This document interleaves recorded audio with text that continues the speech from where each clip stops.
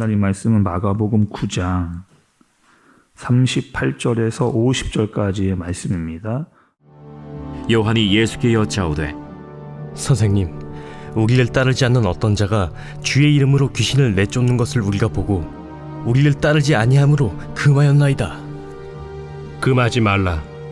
내 이름을 의탁하여 능한 일을 행하고 즉시로 나를 비방할 자가 없느니라. 우리를 반대하지 않는 자는 우리를 위하는 자니라. 누구든지 너희가 그리스도에게 속한 자라 하여 물 한 그릇이라도 주면 내가 진실로 너희에게 이르노니 그가 결코 상을 잃지 않으리라. 또 누구든지 나를 믿는 이 작은 자들 중 하나라도 실족하게 하면 차라리 연자 맷돌이 그 목에 매어 바다에 던져지는 것이 나으리라.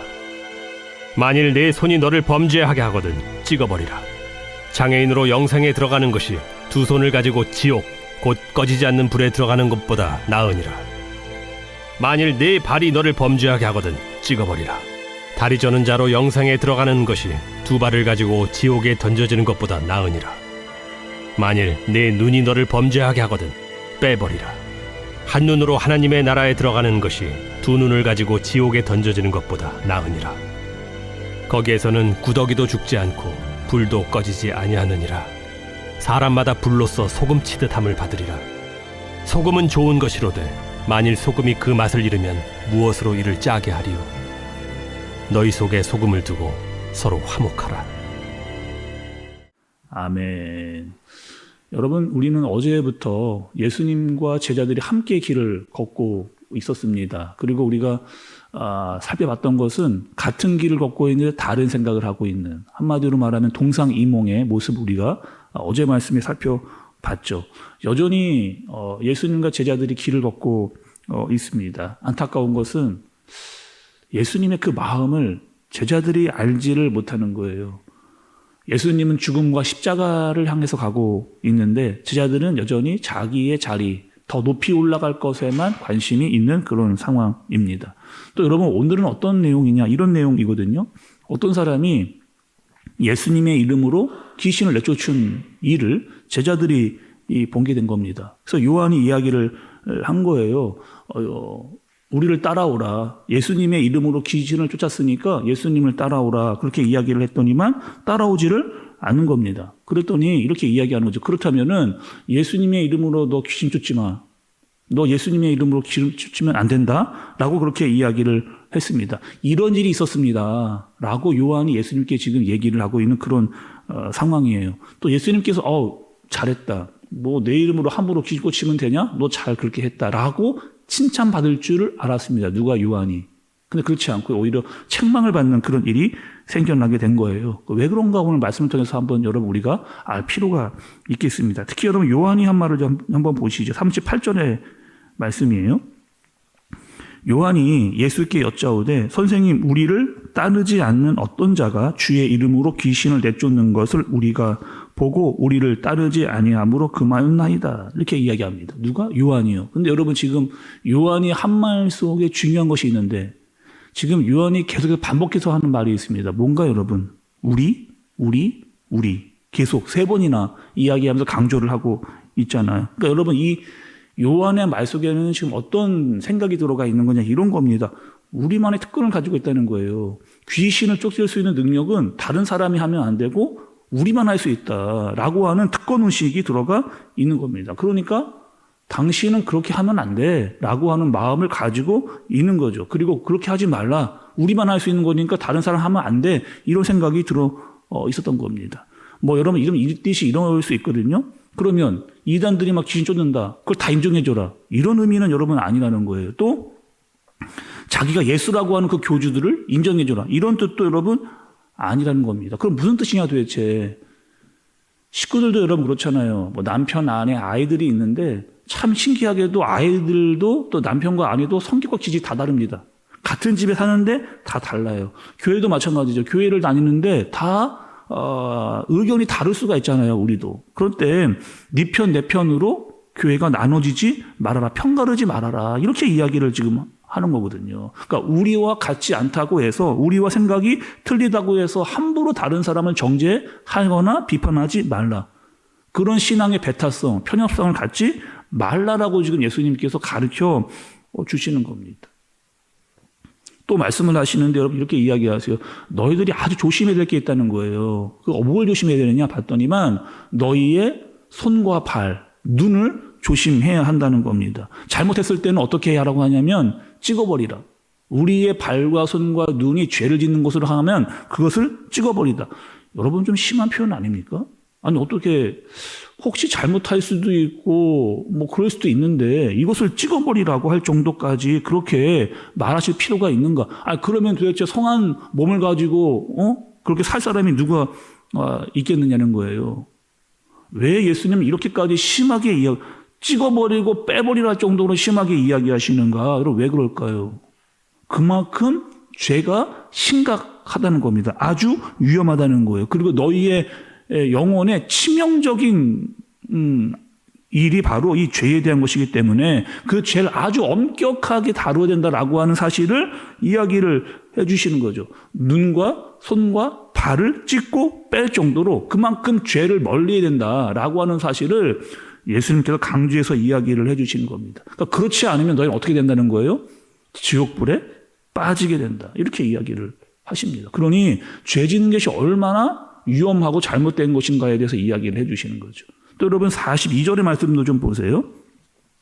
42절입니다. 또 누구든지 나를 믿는 이 작은 자들 중 하나라도 실족하게 하면 차라리 연자 맷돌이 그 목에 매여 바다에 던져지는 것이 나으니라 이렇게 이야기합니다. 여기서 여러분 다른 사람을 식교시킨다는 것은 무슨 뜻일까요? 다른 사람을 식교시킨다. 그러니까 여기서는 이런 뜻입니다. 무엇이냐면 다른 사람이 나로 인해서 믿음을 잃어버리게 되는 겁니다. 내가 다른 사람을 믿음을 잃어버리게 하는 것을 실족시킨다라고 하는 그런 뜻이에요. 또 그럼 연자 맷돌이라고 하는 것은 이런 뜻이 있었거든요.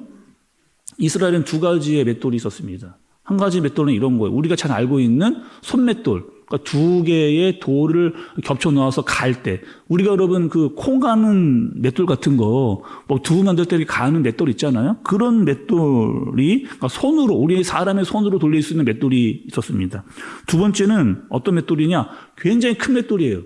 그러니까 이거는 사람이 아무리 밀어도 돌리지 않은 맷돌이고 짐승이 끌어야만 갈리는 그런 맷돌을 연자 맷돌, 아주 큰 맷돌이라고 이야기를 하는 겁니다. 그러니까 큰 맷돌을 목에 메고 바다에 뛰어들면은 그거는 뭐 빠져나올 수가 없죠. 헤어나올 수도 없고요. 살아날 가망이 없는 겁니다. 근데 왜 이렇게까지 이야기를 하시는 거예요? 아까 전에 손, 발, 눈 찍고 빼버리라 할 정도로, 아니면 연자 맷돌을 바다에 들고 뛰어 들어가라라고 하는 것처럼 왜 이렇게 자꾸 조금 좀 심하다 할 정도로 말씀이 이야기하느냐?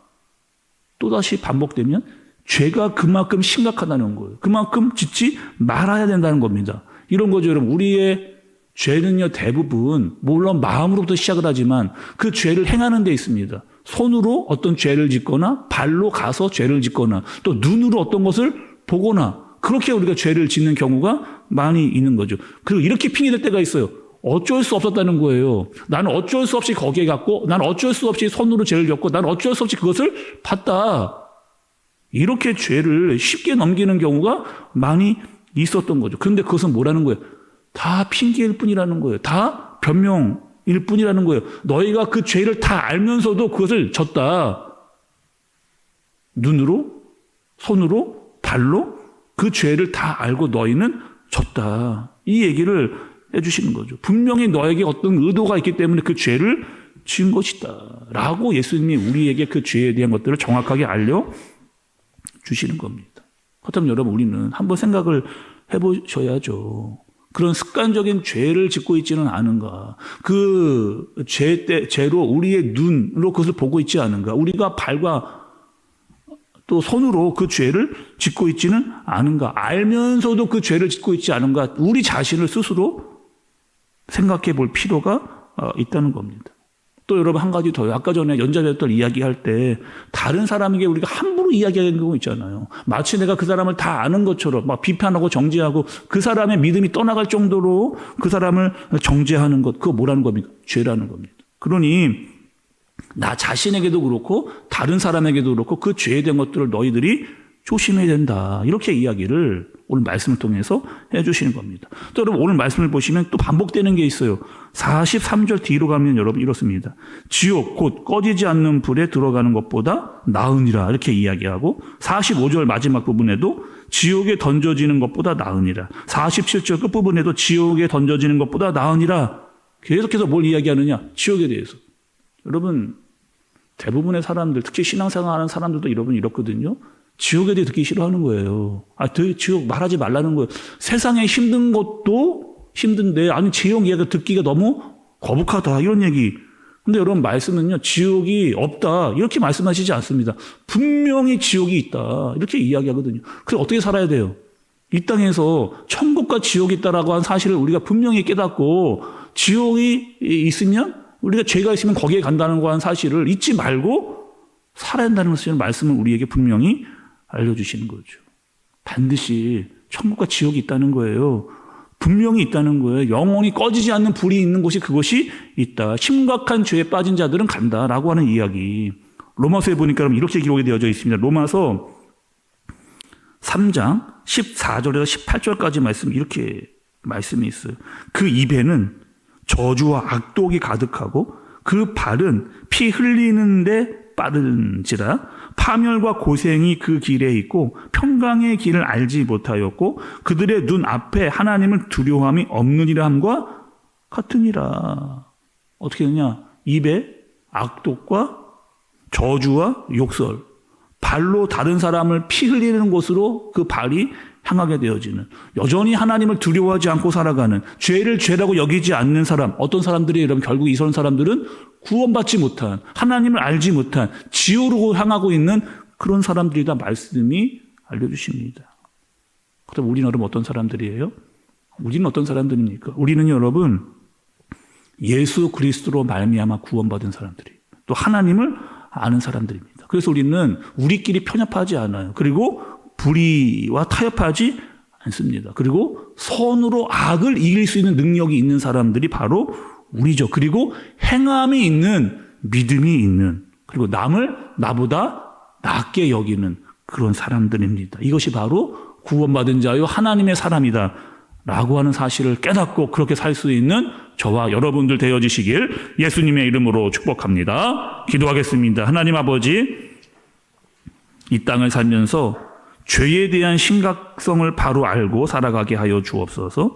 매일매일 나 자신을 점검할 수 있도록 손이나 발, 눈, 입으로 죄를 짓고 있지는 않은가. 또 하나님 그 죄 가운데 나를 내버려 두지 않게 하여 주옵소서. 깨닫고 회개하고 돌아서서 의의 길을 걷게 하여 주옵소서. 예수님의 이름으로 기도드리옵나이다. 아멘.